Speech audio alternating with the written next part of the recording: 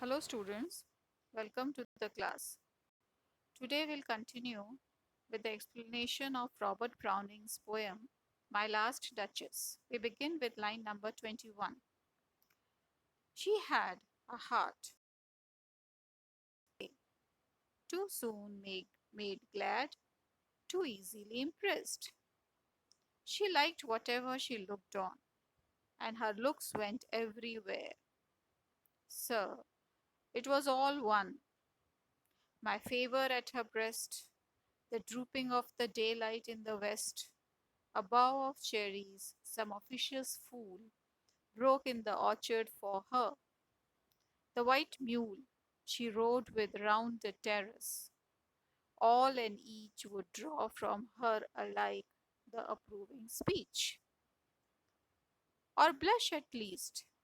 She thanked men, good, but thanked somehow, I know not how, as if she ranked my gift of a 900 years old name with anybody's gift.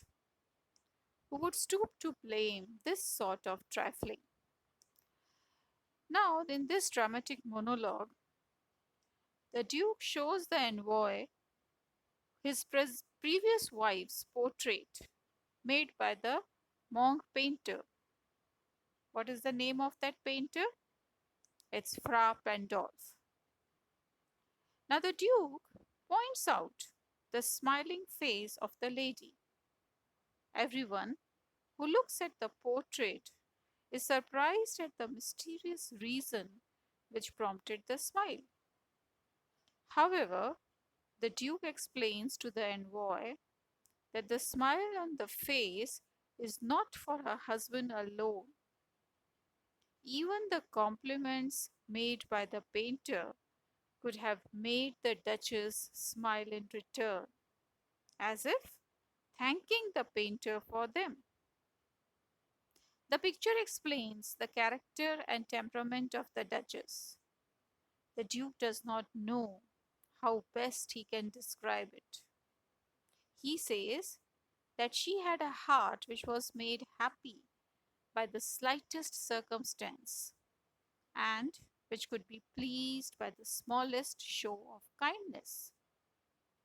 She found beauty and pleasure in all she saw, and she was one who looked with his temperament on all around her. Every aspect of life made her happy. She found joy in all things, irrespective of the circumstance or person.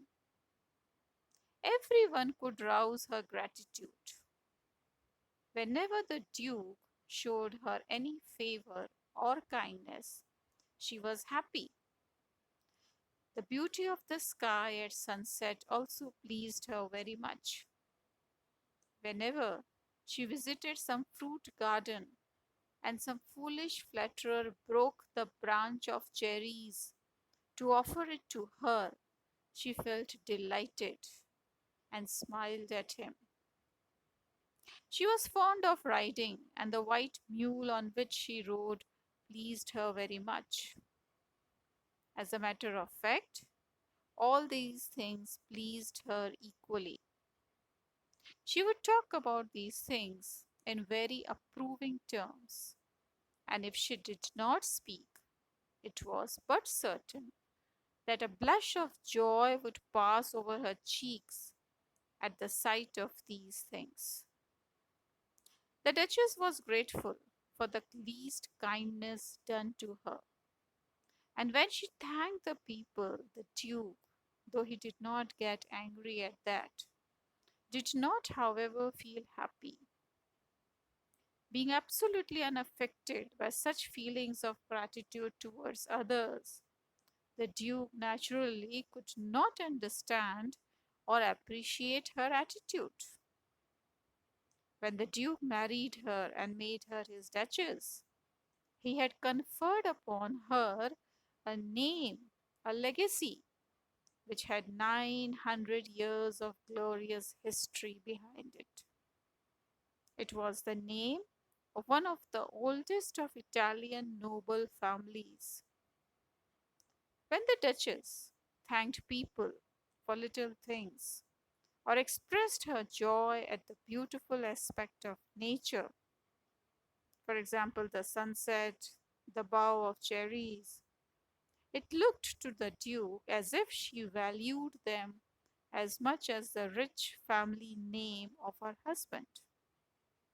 The Duke belonged to the old noble family of Italy, but the Duchess gave no special consideration to this aspect.